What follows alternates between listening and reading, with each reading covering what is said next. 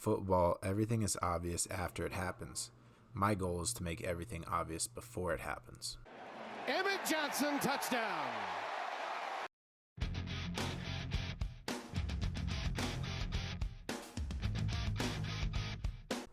Hello and welcome back to another victory week. Huskers win against Michigan State 38-27 at home. Want to do a recap video this week. Last week we predicted 3 turnovers with 2 of them being interceptions, and then a Huskers to win by 10-14. Huskers win by 11, and we get 3 turnovers. Actually 4 turnovers. 2 of them are interceptions, so we kind of nailed our predictions there. I also wanted to do this video to kind of dispel some of the things that I'm hearing about the team and just dive into what I'm seeing from a perspective, and I'll go into a couple plays as well.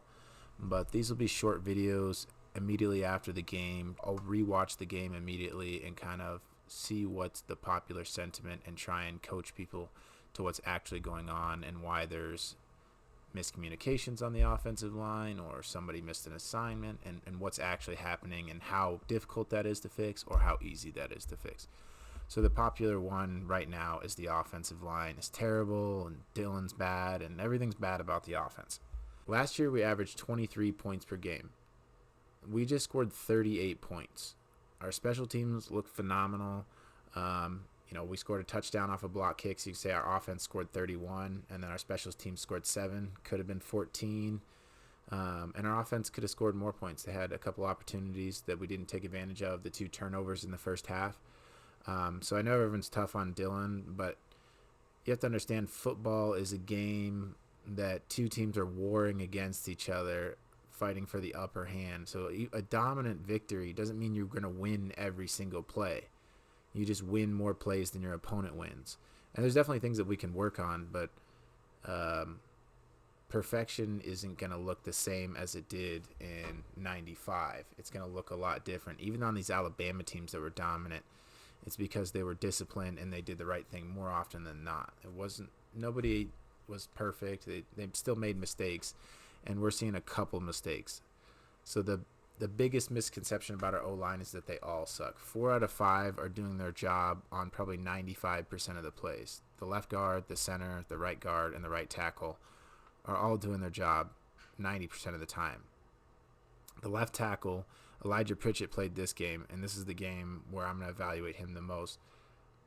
He struggled on a lot of plays, but it seems like he's learning on the fly. So I would watch them line a defensive end up in front of them, and then he would crash inside, and Pritchett would follow him and give up a sack to a guy coming behind him. Well, then the next play that they tried that, Pritchett would get it figured out, and he would stop it. So he made mistakes, but he also was learning on the fly, and he was cleaning them up, and he wasn't committing mistakes 2 and 3 times. He would commit different mistakes, unfortunately, but you can tell he's still learning, and when he gets his hands on somebody, he does a very good job. He's pretty good in the run game, and he's very athletic. He's not bad in the pass game, but you can tell he gets his assignments mixed up, and he's not 100% comfortable with what he needs to be doing on each play. And you got guys like Emmett Johnson are come building him up. His teammates are talking to him, say, hey, it's fine, we'll get the next one.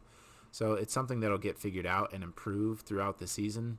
But our O-line is not terrible. We have one position that we got to get squared away. He's learning on the fly, and he's correcting mistakes mid-game. So that's huge. We just got to give him a little bit of patience. And I also think we can scheme a little bit better. And you saw a struggle at the end of the first half. A lot of those mistakes were because Pritchett was giving up sacks at the end of the first half. Second half, Dana made some good adjustments, and we were able to get the ball rolling, and we scored a bunch of points. So hopefully we can just continue what we saw in the fourth quarter versus what we saw in the second and third quarters from the offense.